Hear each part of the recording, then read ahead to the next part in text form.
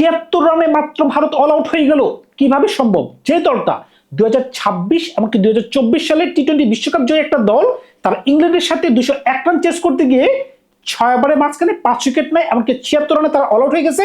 8 ওভারে যখন দলের 7 উইকেট পড়ে গেছে, দর্শক গ্যালারি থেকে কাঁদতে কাঁদতে বের হয়ে গেছে। যে দলটা 2006 থেকে বিশ্বকাপ খেলা শুরু করছে, টি-20 খেলা শুরু করছে, এমনকি 2026 পর্যন্ত এমন কোনো বছর নাই, এমন কোনো টিম নাই, এমন কোনো সিরিজ নেই যেখানে টানা 5টা ম্যাচে তারা হারতে বাধ্য হয়েছে। এখন আপনি কি বলবেন? গতকালকে তারা যে ধরনের সিদ্ধান্ত নিছে, আমি দেখে অবাক হয়ে গেছি। খেয়াল করে দেখবেন অক্ষর প্যাটেল কিভাবে আগে নামতে পারে। অক্ষর প্যাটেল কার আগে নামছে? তিলক বর্মা আগে নামছে। শুধু কি তাই, হার্ষিত রানা পাওয়ার প্লের মাঝখানে ব্যাটিং করতে আসছে। কার আগে আসছে? শিবম দুবের আগে ব্যাটিং করতে আসছে। ভাই, এইগুলো যদি হয় সিদ্ধান্ত, তাহলে আপনি কি বলবেন? আপনারা তো আইপিএল এমন ধরনের পিচে খেলে অভ্যস্ত যেখানে চোখ বন্ধ করে আপনারা 4 ছক্কা মারতে পারতেন, কোনো বলারকে বলার বড় হতো না। কিন্তু এখন খেয়াল করে দেখেন, জফরা আর্চারের বল আপনারা চোখে দেখতেছেন না, এমনকি জশ টাং যেখানে 145 গতিতে বল করতে পারতেছে, এমনকি প্রত্যেকটা বল দিতেছে কোন জায়গায়, বুক বরাবর বল, প্রত্যেকটা বল শর্ট লেন্থে বল, খেলতে পারতেছে না ভারত। ভারতকে এখন বাংলাদেশ হয়ে গেল। যে বাংলাদেশ জিম্বাবুয়ের সাথে নাকচুবানি খাচ্ছে জিম্বাবুয়ের মাটিতে, এখন বাংলাদেশ কিন্তু ইন্ডিয়া কিন্তু সেম পজিশনে চলে গেছে। কি কারণে? আয়ারল্যান্ডের সাথে 2-0 ব্যবধানে হারছে। ইংল্যান্ডের সাথে যদি প্রথম ম্যাচে বৃষ্টি না হতো, ওই ম্যাচটাও তারা হারতো। সিরিজ কিন্তু অলমোস্ট তারা হেরে গেছে। 2টা ম্যাচ বাকি আছে, কিন্তু তাকে জিততে পারবে, জেতার তো কোনো সম্ভাবনা নাই। বর্তমানে তারা যে ধরনের দল নিয়ে খেলতেছে, যে ধরনের টেম্পারমেন্ট, আপনি যদি খেয়াল করে দেখেন, টপ টু 7 যে ধরনের ব্যাটসম্যান আছে, কেউই ছন্দে নাই। ভুবনেশ্বর বংশী প্রথমে তাকে দিয়ে শুরু করি, বেবি বস, সবার আশা ছিল তিনি দুর্দান্ত খেলতে পারবেন। তিনি 2টা ছক্কা মারছেন, কিন্তু তিনি ভুলে গেছেন যে তিনি আইপিএল খেলতেছেন না। ইন্টারন্যাশনাল মঞ্চে আপনাকে 5 জনের 5 জনই দুর্দান্ত বলার বল করবে। সুতরাং আপনি যদি সময় করে না খেলেন, আপনি খেলতে পারবেন না। আপনাকে যদি কেউ গাইড না করে যে এখানে আপনি আইপিএল এর মতো খেলতে পারবেন না, আপনাকে একটু ধৈর্য খেলতে হবে, তাহলে আপনার ক্যারিয়ার কিন্তু অচিরে শেষ হয়ে যেতে পারে। অন্যদিকে আপনি খেয়াল করে দেখেন, এই সিরিজের একমাত্র এমন একজন প্লেয়ার আছে যেখানে ভালো খেলতে পারতেছেন, অভিষেক শর্মা। গতকালকে মনে হচ্ছিল তিনি হাওয়ার মাঝখানে মারতেছেন, ভাই ব্যাটে তার বল লাগতেছে না। তিলক বর্মা ভাইস ক্যাপ্টেন, ভাই এই প্লেয়ারটাকে নিয়ে কি বলবেন? ভারতীয় দলে আমি অন্তত বিশ্বাস করি এই প্লেয়ারটা কোনো মতে জায়গা হচ্ছে না, কিন্তু তাকে আবার ভাইস ক্যাপ্টেন করা হয়েছে। 11 বলে 3 করে আউট, কোনো ব্যাটেই তার বল লাগতেছে না। শেষ পর্যন্ত উইল জ্যাকসের বলে এমন একটা বাজেভাবে তিনি রান আউট হয়েছেন, স্ট্যাম্প আউট হয়েছেন, ভাই খুবই বাজে লাগছে দেখতে। ক্যাপ্টেন শ্রেয়াস আয়ার, ভাই তার মতো পুরা কপেল্লা ক্যাপ্টেন আরেকটা আছে কিনা আমি বলতে পারবো না। ভাই তিনি টস জিতছেন 5টা, 5 ম্যাচে 5টা টস জিতেছেন, কিন্তু একটা ম্যাচও তিনি দলকে জিতাতে পারলেন না। ভাই এমন একটা ভয় তার মাঝখানে ঢুকছে যে আমাকে শর্ট বল দেওয়া হবে, কিন্তু যখন তার পায়ে বল দিছে, ওই বলটাও তিনি লেগ সাইডে এমন ভাবে মারছেন, একটা ইজি ক্যাচ। কার কথা বলবেন? আপনি ঈশান কিষানের কথা বলবেন? ঈশান কিষান টানা 5 ম্যাচে 5টাতেই ফ্লপ। এখন সবচেয়ে বড় কথা হচ্ছে, ভারত কেন স্যানজোকে বসায় দিল? এই যে একটা কাজ করলো, যে ব্যক্তি ভারতকে বিশ্বকাপ জিতেলো, হঠাৎ করে দলের মাঝখানে ঢুইকা লাস্টের 3 ম্যাচে 97, 89, এমনকি ইচ্ছে করলে তিনি 3 ম্যাচে সেঞ্চুরি করতে পারতেন। তিনি নিজের জন্য খেলেন নাই, দলের জন্য খেললেন, কিন্তু তিনি যখনই 2টা ম্যাচে ব্যর্থ হলেন, তাকে কিন্তু দল থেকে ছেড়ে ফেলে দেওয়া হলো। ভারত কিন্তু বলতে পারবে না, ভারতবাসী বলতে পারবে না, ক্রিকেট বিশ্ব বলতে পারবে না, স্যানজোকে কি বিশ্রাম দেওয়া হয়েছে, তাকে দল থেকে ছেড়ে ফেলে দেওয়া হয়েছে। ভাই যেমন কর্ম তেমন ফল। আপনি খেয়াল করে দেখেন, আপনার ব্যাটিং অর্ডারের মাঝখানে এমন ধরনের কোনো ভারসাম্য বজায় রাখার মতো কোনো ব্যাটসম্যান নাই যেখানে মিডল পেজে ধরে সে খেলতে পারবে। তিলক বর্মা টি-20-র জন্য উপযুক্ত না। অক্ষর প্যাটেল তিনি বলার, তিনি ব্যাটসম্যান না। হার্ষিত রানা আপনাকে উপরে নামতে হয়, কি কারণে? আপনার দলে ওই ধরনের ফিনিশার নাই। ভাই যখন আপনার দলে হার্দিক পান্ডিয়া নেই, তখনই কিন্তু আপনার দলটা শেখ অবস্থানে চলে গেছে। যখনই শিবম দুবে রান করতে পারতেছে না, নিচের দিকে ওই ধরনের রান করার মতো কোনো ব্যাটসম্যান নেই।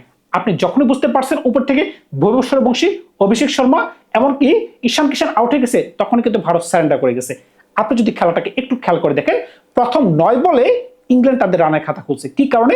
প্রথম দিকে কিন্তু রান করাটা এতটা ইজি না, যেখানে জস বাটলার এমনকি ফিল শট দুর্দান্ত ব্যাটসম্যান। আপনি খেয়াল করে দেখেন, ফিল শট গতকালকে নিচ্ছে 76 রান, আর অন্যদিকে ইন্ডিয়ার 76 রানে অল আউট হয়ে গেছে।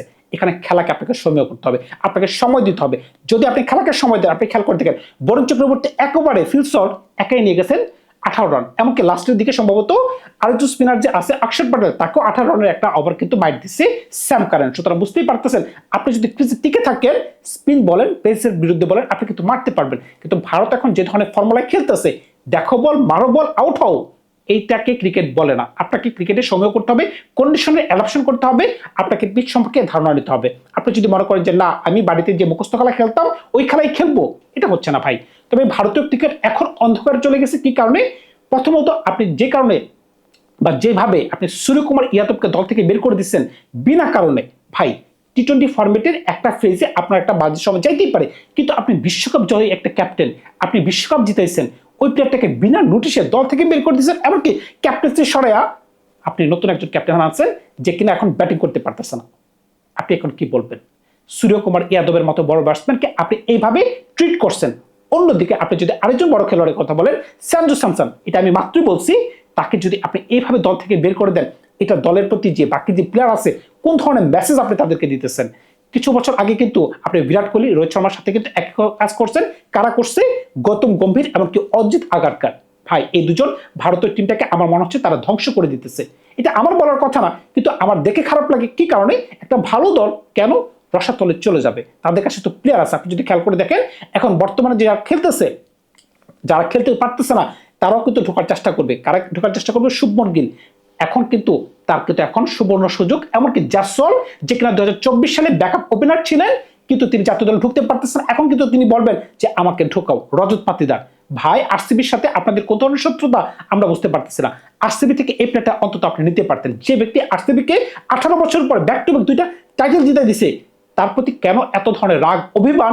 এমনকি যে ব্যক্তি স্পিন, পেস, মিডল ফেজে দুর্দান্ত খেলতে পারতেছেন, তাকে আপনারা দলে নিচ্ছেন না। এটি হচ্ছে ভুল। ব্যক্তিগত ভালোবাসা থেকে যদি আপনি দল নির্বাচন করতে যান, সেটা কিন্তু হিতে বিপরীত হতে পারে, যেটা শ্রেয়াস আয়ারের ক্ষেত্রে হচ্ছে। এমনকি যারা এখন বর্তমানে খেলতে পারতেছে, ওই দলটা কিন্তু সেটাই প্রমাণ করতেছে। সিদ্ধান্ত অনেক ভুল। এর আগের ম্যাচে আপনি কি করলেন? প্রিন্স ইয়াদবকে বসাই দিলেন, এমনকি 3 জন স্পিনার খেলালেন, ভারত হারলো। আজকে প্রিন্স ইয়াদব খেলছে, কিন্তু ব্যাটসম্যানরা কেউ খেলতে পারতেছে না। কন্ডিশনকে আপনি রিড করতে হবে, বোলারদের সমীহ করতে হবে, ভালো বোলারদের বিরুদ্ধে আপনাকে ধরে সে খেলতে হবে। আপনি যদি মনে করেন যে না আমি আইপিএলে যেভাবে খেলতাম ওইভাবেই খেলবো, তাহলে কিন্তু আপনি জিততে পারবেন না ভাই। 76 রানে অল আউট হয়ে গেছেন। এখন মানুষ হাসাহাসি করতেছে, কয়েকদিন আগে আপনার বাংলাদেশে ট্রল করছে, এখন বাংলাদেশরা তো হাসবেই, স্বাভাবিক ব্যাপার। আমি তো হাসবোই ভাই, কারণটা কি? 76 রানে অল আউট হয়ে গেছে ভারতের মতো শক্তিশালী দল, 6 ওভারে আপনাদের 5 উইকেট নাই। কিভাবে সম্ভব? কারণ কি আপনারা ব্যাটিং করতে ভুলে গেছেন। আপনারা এমন ধরনের উইকেটে ব্যাটিং করে অভ্যস্ত যেখানে আপনার চোখ বন্ধ করে 4 ছক্কা মারতে পারেন। কিন্তু যখনই আপনি ইংল্যান্ডে গেলেন, একটু সুইং হচ্ছে, একটু বাউন্স হচ্ছে, আয়ারল্যান্ডে গেলেন, একটু সুইং হচ্ছে, একটু বাউন্স হচ্ছে, একটু স্লো যাচ্ছে বল, ব্যাটে সুন্দর মতো বল আসতেছে না, আপনারা নষ্ট হয়ে গেছে, মোমেন্টাম নষ্ট হয়ে গেছে। এখন দলের মাঝখানে অবশ্যই পরিবর্তন দরকার। এই দলে অবশ্যই তিলক বর্মার জায়গা হচ্ছে না, এমনকি নিচের দিকে আরো কিছু প্রপার ব্যাটসম্যান ঢুকাইতে হবে। আপনি যদি অক্ষর প্যাটেলের দিকে ভরসা করে থাকেন যে ইনি আপনাকে ব্যাটিং করে ম্যাচ জিতে দিবে, এটা কিভাবে সম্ভব? অক্ষর প্যাটেল কবে কোন কালে একটা ম্যাচ জিতেছে আপনাকে একটু বলতে পারবেন? অক্ষর প্যাটেলের কথা বলতেছি। শিবম দুবে যদি নিচ থেকে রান করতে না পারেন, তাহলে ভারত ফেসে যায়। ভাই আজকে কথা বলতে গেলে শুধুমাত্র এটাই বলতে হচ্ছে যে ভারত কোন ধরনের সিদ্ধান্ত নিতেছে, কাদেরকে কিভাবে বের করে দিছে।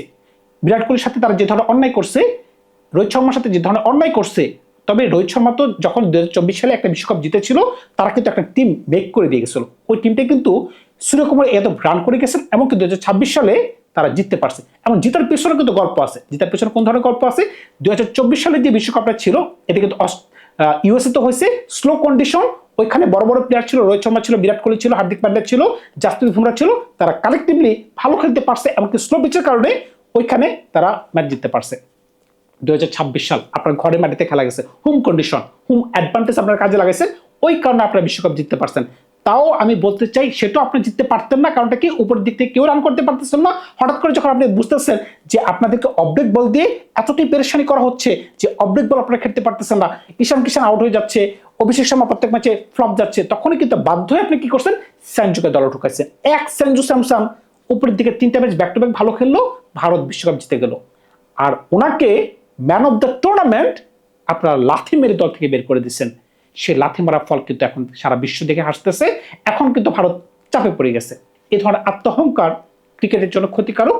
তবে আমরা সকলে চাই, যেহেতু ইন্ডিয়া একটা ভালো শক্তিশালী দল, ক্রিকেট বিশ্বের একটা মোড়ল, সুতরাং তাদেরকে কামব্যাক করা উচিত। কিন্তু তারা কিভাবে করবে সেটা ক্রিকেট বিশ্ব জানে, সেটা আপনারা ভালো বলতে পারবেন। ধন্যবাদ সবাইকে। ভালো থাকবেন। আপনার নতুন করে গল্প নিয়ে খুব শীঘ্র আসবো আপনাদের সাথে।